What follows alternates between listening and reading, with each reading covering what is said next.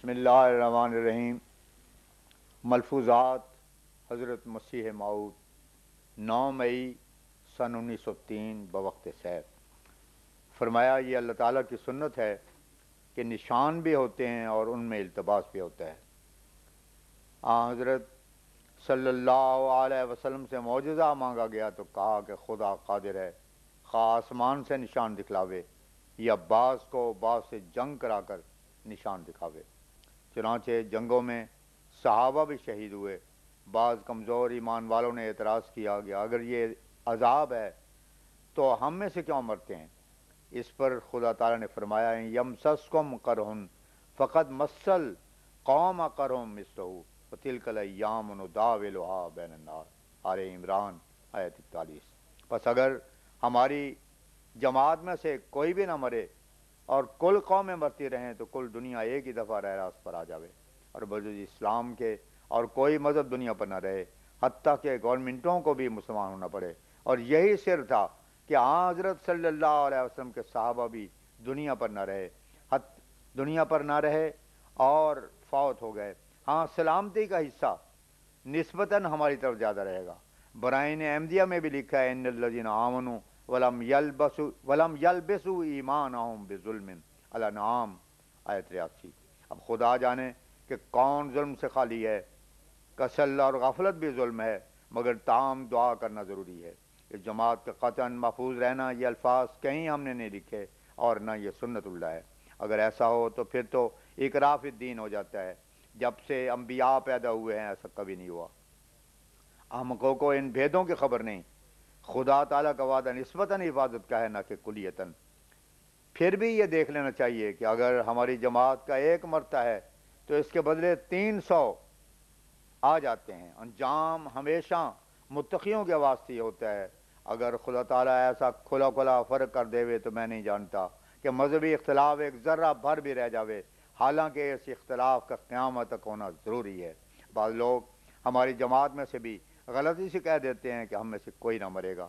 یہ ان کو مغالطہ لگا ہے، ایسا ہرگز نہیں ہو سکتا۔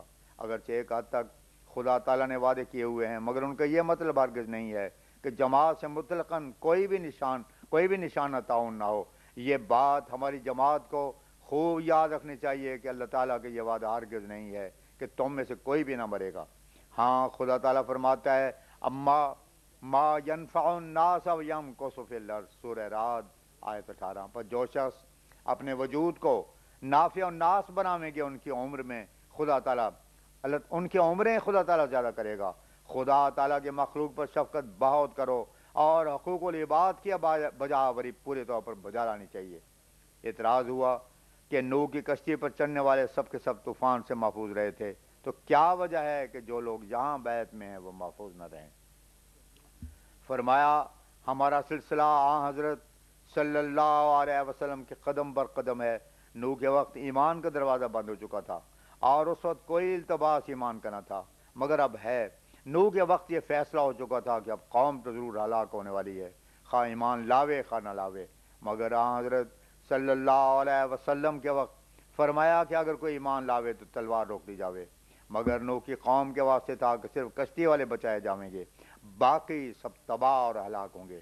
وہ صورت خاص اور الگ تھی، اور اعتراض تو خود نوح پر بھی تھا کہ اس نے کہا تھا کہ میرے اہل بچے رہیں گے، مگر پھر بھی مخالفوں کو یہ کہنے کی گنجائش رہی کہ نوح اپنے بیٹے کو نہ بچا سکا۔ معلوم ہوتا ہے کہ نوح کو بھی شبہ پیدا ہوا تھا، تبھی تو ان کو اللہ تعالیٰ کی طرف سے زجر ہوا۔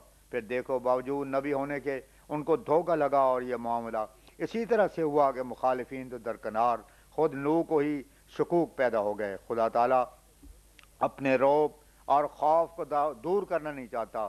اگر آج وہ کھلا وعدہ دے دے کہ جماعت میں سے کوئی نہ مرے گا تو پھر اس کا خوف دلوں میں نہ رہے۔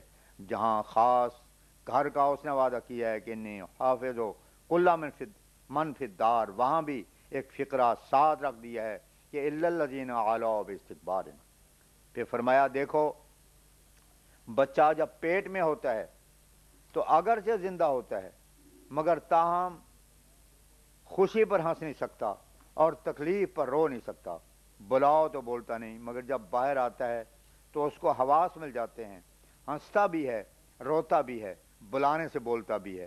اس سے معلوم ہوتا ہے کہ اول زندگی جو کہ پیٹ میں تھی وہ اصلی اور حقیقی زندگی نہ تھی، حواس اس میں نہ تھے۔ جب خدا تعالیٰ ایک بات ڈالتا ہے تو حواس آ جاتے ہیں۔ یہی حال مولوی محمد حسین صاحب کا ہے۔ جب خدا تعالیٰ کی طرف سے کوئی بات دل میں ڈالی جاوے گی تو اسی وقت تبدیلی ہو جاوے گی۔ جو بلائے جاتے ہیں وہ آتے ہیں، اور جو بلائے نہیں جاتے ہیں وہ کفر میں ترقی کرتے ہیں۔ اگر قرآن شریف نہ آتا تو ابو جہل اعلیٰ درجے کے لوگوں میں شمار ہوتا۔ اسی طرح 100 آدمیوں کو ہم صلاح سمجھتے ہیں، مگر جب ان کے سامنے حق پیش کیا گیا اور انہوں نے انکار کیا تو معلوم ہوا کہ خدا کے نزدیک ان میں صلاحیت نہ تھی۔ کسی کے باطن کا کسی کو کیا علم، مگر حق پیش کرنے پر حقیقت کھل جاتی ہے کہ خدا کی آواز سننے والے کون ہیں اور اس سے انکار کرنے والے کون۔ ایکسٹرا اسسٹنٹ کمشنر صاحب گرداسپور اور تحصیلدار صاحب بٹالہ مینار کی تعمیر کے ملاحظے کے واسطے قادیان آئے ہوئے تھے۔ حضرت اقدس مسیح موعود علیہ السلام جب سیر سے واپس تشریف لائے تو کوئی آدھ گھنٹے کے بعد ہر دو عہدیدار صاحبان نے حضرت اقدس سے ملاقات کی۔ تعاون پر ذکر اذکار ہوتے رہے اور مینار کے متعلق بھی تحصیلدار صاحب نے چند امور استفسار کیے۔ اس موقع پر حضرت اقدس نے فرمایا کہ تعاون کے تجربے کا موقع ابھی بہت ہے۔ حکماء نے لکھا ہے کہ اس کا دورہ 70 برس تک ہوا کرتا ہے۔ بڑے بڑے حکماء نے 50-60 برس تک اس کے دورے کا مشاہدہ لکھا ہے، لیکن خدا جانے کہ بعد میں اس کے کیا تجارب ہوں۔ یہ کہنا کہ تجربہ ہوا ہے کہ کھلی ہوا میں اس کے کیڑے زیادہ ہوتے ہیں ٹھیک نظر نہیں آتا، کیونکہ علاقہ بمبئی میں اس نے سب سے پہلے زیادہ حصہ شہر بمبئی کا ہی پسند کیا تھا۔ شاید یہ بعد میں بدل جائے۔ ہم اس رائے کو اس وقت قبول کرتے ہیں جب تعاون کی رفتار بھی اسے قبول کرے۔ جیسے حکام کے دورے ہوتے ہیں اسی طرح اس کے بھی دورے ہوتے ہیں۔ کسی جگہ پر آؤت کراتی ہے اور کسی جگہ نہیں، لیکن اس پر بھی زور نہیں دیا جا سکتا۔ شاید ایک ہی جگہ بار بار آ جاوے۔ پہلا تجربہ یہ ہے کہ انہوں نے لکھا ہے کہ یہ اپنی عمر پوری کر کے خود بخود ہی چھوڑ جاتی ہے۔ سوال ہوا کہ تعاون کا اصل باعث کیا ہے؟ حضور نے فرمایا میں اس مجلس میں اس کا ذکر اس لیے پسند نہیں کرتا کہ مذہبی رنگ کے مسائل کو لوگ کم سمجھتے ہیں۔ حقیقت میں جو لوگ خدا پر ایمان لائے ہیں وہ جانتے ہیں کہ یہ اس کی نافرمانی کا نتیجہ ہے۔ قاعدہ کی بات ہے، جب انسان اپنی عقل پر بہت بھروسہ کرتا ہے تو ہر شے کا انکار کر دیتا ہے، حتیٰ کہ خدا تعالیٰ سے بھی منکر ہو جاتا ہے۔ میں دیکھتا ہوں کہ آج کل کے جنٹل مین دینی بات کرنے والے کو بیوقوف کہہ دیتے ہیں، لیکن یقین ہے کہ اب زمانہ خود بخود مؤدب ہو جاوے گا۔ میرے عرضی اسباب اس تعاون کے موجود نہیں ہیں، آخر اس کے کیڑے کسی پیدا کرنے والے کی وجہ سے ہی پیدا ہوئے ہیں، اور وہ زمانہ قریب ہے کہ لوگوں کو اس کی ہستی کا پتہ لگ جاوے گا۔ ابھی تک لوگوں کو عبرت کامل نہیں ہوئی۔ تعاون کی گزشتہ چال سے پتہ چلتا ہے کہ اول عوام، پھر خواص پر اور پھر ملوک پر حملہ کرتی ہے، اور اس کے اصل اسباب کا معمہ تو خدا خود ہی کھولے گا۔ میں نے اس کی خبر آج سے 22 سال پیشتر دی ہے، پھر 7 سال کے بعد دی، پھر اس وقت دی جب 1-2 ضلعوں میں یہ تھی۔ قرآن میں، انجیل میں، دانیال نبی کی کتاب میں اس کا ذکر ہے۔ غرض قبل از وقت ہم اس کی نسبت کھل کر بات نہیں کرتے، کیونکہ اس پر ہنسی کی جاوے گی۔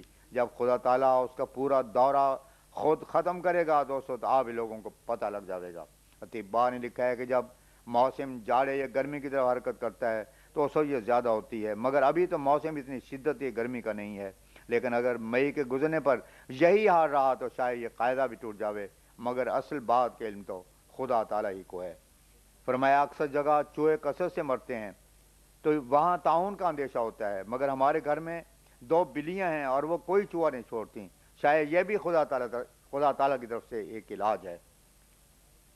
سوال ہوا پھر اس کا علاج کیا ہے؟ فرمایا ہمارا تو یہ مذہب ہے کہ بجز تقویٰ، طہارت اور رجوع اللہ کیا اور کوئی چارہ نہیں، کہ لوگ اسے دیوانہ پن سمجھتے ہیں۔ گو لوگ اسے دیوانہ پن سمجھتے ہیں، مگر بات یہ ہے کہ دنیا خود بخود نہیں ہے، ایک خالق اور مدبر کے ماتحت یہ چل رہی ہے۔ جب وہ دیکھتا ہے کہ زمین پر پاپ اور گناہ بہت بڑھ گیا ہے تو وہ تنبیہ نازل کرتا ہے، اور جب رجوع اللہ ہو تو پھر اسے اٹھا لیتا ہے۔ لیکن دیکھا جاتا ہے کہ لوگ بہت بے باک ہیں اور ان کو ابھی تک کچھ پرواہ نہیں۔ سوال ہوا کہ مینار کیوں بنوایا جاتا ہے؟ حضور نے فرمایا اس مینار کی تعمیر میں ایک یہ بھی برکت ہے کہ اس پر چڑھ کر خدا تعالیٰ کا نام لیا جاوے گا، اور جہاں خدا تعالیٰ کا نام لیا جاتا ہے وہاں برکت ہوتی ہے۔ چنانچہ آج کل اسی لیے سکھوں نے بھی اذانیں دلوائی ہیں اور مسلمانوں کو اپنے گھروں میں بلا کر قرآن پڑھوایا ہے، پھر اس کے اوپر ایک لالٹین بھی نصب کی جاوے گی جس کی روشنی دور دور تک نظر آوے گی۔ سنا گیا ہے کہ روشنی سے بھی تعاونی مواد کا دفیہ ہوتا ہے اور 1 گھنٹہ بھی اس پر لگایا جاوے گا۔ اس کی بلندی کی نسبت ہم کہہ نہیں سکتے، ابھی سرمایہ نہیں ہے، سرمایہ پر دیکھا جاوے گا کہ کس قدر بلند ہوگا۔ یہ خیال بالکل غلط ہے کہ لوگ اس پر چڑھ کر چارپائیاں بچھا دیں گے، کیونکہ ایک تو وہ مخروطی شکل کا ہوگا اور گھنٹے کی وجہ سے اسے بند رکھا جاوے گا کہ لوگ چڑھ کر اسے خراب نہ کر دیں۔ مجھے حیرت ہے کہ یہاں کے قادیان کے ہندوؤں کے ساتھ ہم نے آج تک برادرانہ برتاؤ رکھا ہے، اور یہ لوگ ہمارے مینار کی تعمیر پر اس قدر جوش و خروش ظاہر کر رہے ہیں۔ اس مسجد کو ہمارے مرزا صاحب ہمارے والد صاحب نے 700 روپے کو خریدا تھا، اور اس مینار کی تعمیر میں صرف مسجد ہی کے لیے مفید بات نہیں ہے بلکہ عوام کو بھی فائدہ ہے۔ یہ خیال کہ سے بے پردگی ہوگی یہ بھی غلط ہے۔ اب ہمارے سامنے ڈپٹی شنکر داس صاحب کا گھر ہے اور اس قدر اونچا ہے کہ آدمی اوپر چڑھے تو ہمارے گھر میں اس کی نظر برابر پڑتی ہے، تو کیا اب ہم کہیں کہ اسے گرا دیا جاوے؟ بلکہ ہم کو چاہیے کہ اپنا پردہ خود کر لیں۔ لوگوں کو چاہیے تھا کہ مذہبی امور میں ہم سے دل بستگی ظاہر کرتے اور اس امر میں ہماری امداد کرتے۔ اگر یہ لوگ اپنا معبد بلند کرنا چاہیں تو کیا ہم اسے روک سکتے ہیں؟ یہ خیال کہ مسجد یہاں اور مینار کہیں باہر ہو ایک قسم کی ہنسی ہے، اور اس وقت قبولیت کے قابل ہے کہ اول مسجد باہر نکال دی جاوے، پھر مینار بھی باہر ہو جاوے گا۔ یہ قبر ہمارے مرزا صاحب کی ہے، انہیں نزول سے زمین خرید کر اس مسجد کو تعمیر کرایا تھا اور اپنی موت سے 22 دن پہلے اپنی اس قبر کا نشان بتلایا کہ جگاؤ۔ مجھے ان لوگوں پر بار بار افسوس آتا ہے کہ ہمارے دل میں تو ان کی ہمدردی ہے، بیماریوں میں ہم ان کا علاج کرتے ہیں، ہر ایک ان کے مصیبت میں شریک ہوتے ہیں۔ انہی سے پوچھا جاوے کہ کبھی ان کے مذہبی معاملات میں میں نے ان سے نخیس کی ہے؟ دنیاوی معاملات تو الگ ہوتے ہیں لیکن مذہبی معاملات میں شرافت کا برتاؤ ہوا کرتا ہے۔ ان کو لازم تھا کہ ایسی باتیں نہ کرتے جو آپس کی شکرنجی کا موجب ہوتی۔ اس مینار کی بنیاد پر 1100 روپے خرچ آیا ہے، 3 برس سے اس کی ابتدائی کام شروع ہے، چنانچہ الحکم میں اس کا اعلان موجود ہے۔ اگر ہمارا 4000 روپے کا نقصان ہو پھر ان کو یہ روپیہ مل جاوے تو بھی سمجھا جا سکتا ہے کہ خیر ہم سایوں کو فائدہ پہنچا، لیکن ابھی تو مینار خیالی پلاؤ ہے، جو روپے آوے گا بنتا رہے گا، جب وہ مکمل ہو جاوے تو پھر کوئی اعتراض کی بات ہو تو اعتراض ہو سکتا ہے۔ میں ایسا فعل کیوں کرنے لگا جس سے اوروں کو بھی نقصان ہو اور مجھے بھی؟ ہماری پردہ سب سے اعلیٰ ہے، اگر کوئی مینار پر چڑھے گا تو جیسے اوروں کے گھر میں نظر پڑ سکتی ہے ویسے ہی ہمارے گھر میں بھی پڑ سکتی ہے، تو کیا ہم گوارہ کریں گے یہ بات ہو؟ بہرحال جب یہ بن جاوے گا تو لوگ سمجھ لیں گے کہ ان کو اس سے کس قدر فائدہ ہے۔ فرمایا چونکہ انسان جلالی جمالی دونوں رنگ رکھتا ہے، اس لیے ضروری ہے کہ وہ گوشت بھی کھائے اور دال وغیرہ بھی کھائے۔